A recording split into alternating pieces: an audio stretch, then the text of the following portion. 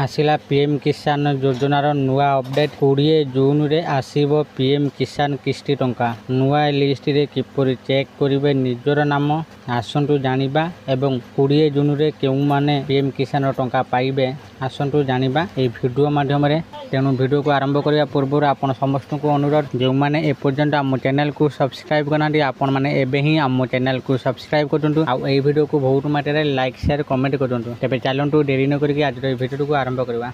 केंद्र सरकार देशर लक्ष लक्ष चाषी एक गुरुत्वपूर्ण खबर घोषणा करछन्ति। सरकार आनुष्ठानिक भाव में निश्चित कर प्रधानमंत्री किसान सम्मान निधि योजना पीएम किसान 23तम किस्ती 20 जून 2026 रे सीधा सड़क चाषी बैंक अकाउंट को स्थानांतरित हेबो। एही किस्ती अधीन योग्य चाषी माने 2000 आर्थिक सहायता पाइबे। तथापि मने रखुंतु जे एही टंका केवल सेही चाषी उपलब्ध हेबो जो मानकर नाम सरकार द्वारा जारी करा जाइथिबो। नूतन तालिकार थिबा आसंतु जानिबा जे आपण घर बसी किपरि नूतन तालिकार आपनक नाम जांच करि परिबे। मोदी सरकार चाषी मानक आर्थिक सहायतार परवर्ती किस्ती पाई तारीख निश्चित करिसेंति। 20 जून 2026 रे देशव्यापी लक्ष लक्ष हिताधिकारी चाषी अकाउंट को डिबिट डायरेक्ट बेनिफिट ट्रांसफर माध्यम रे टंका स्थानांतर करा जिवो। एही योजना अधीन रे सरकार प्रति वर्ष चाषी मानक 2000 टंका लेखा 3टी किस्ती रे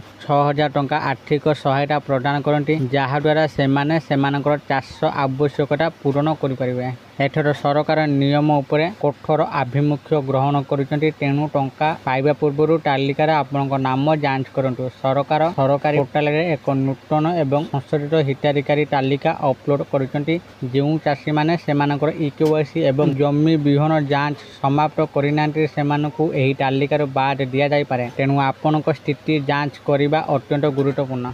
आपण कौन सी कार्यालय किंबा जनसेवा केंद्र सीएससी को न जाई आपनक मोबाइल फोन व्यवहार करी नुआ तालिकार आपनक नाम जांच करि परिबे। पदक्षेप 1 प्रथमे सरकारी पीएम किसान वेबसाइट pmkisan.gov.in परिदर्शन करंतु। नंबर 2 होम पेज रो डाहाण पार्श्व कृषक कन्नड़ विभाग को जांतु एवं उपभोक्ता तालिका विकल्प उपरे क्लिक करंतु। नंबर 3 नूतन पृष्ठार आपनक राज्य जिला उपजिला तहसील ब्लॉक एवं ग्राम नाम छत्रकाट सहित चयन करंतु। पदक्षेप 4 समस्त सूचना प्रवेश करने पर रिपोर्ट पांतु। बटन उपरे क्लिक करंतु। आपनक ग्रामर संपूर्ण तालिका स्क्रीन रे देखा दिबो जेउटारे आपनक नाम देखि परिबे।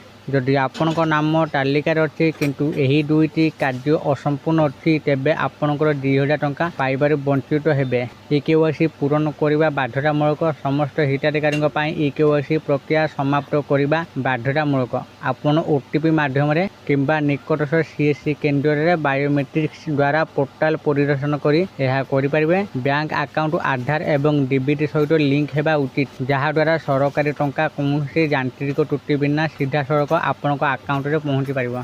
आशा करूची आपण मानकु आजिर एई भिडियोटी निश्चित भाव में भल लागिथिबो। आ आपण माने भिडियो देखि सब किछि बुझी जाइथिबे। पीएम किसान योजना रे केउ हिताधिकारी मानकु केते टंका मिलिबो केउ माने पाइबे आपण माने एई भिडियो माध्यम रे सब किछि बुझी जाइथिबे। आउ पीएम किसान रो नूतन तालिका किपरि बाहर करिवे आपण माने वीडियो माध्यम रे जानि जाइथिबे।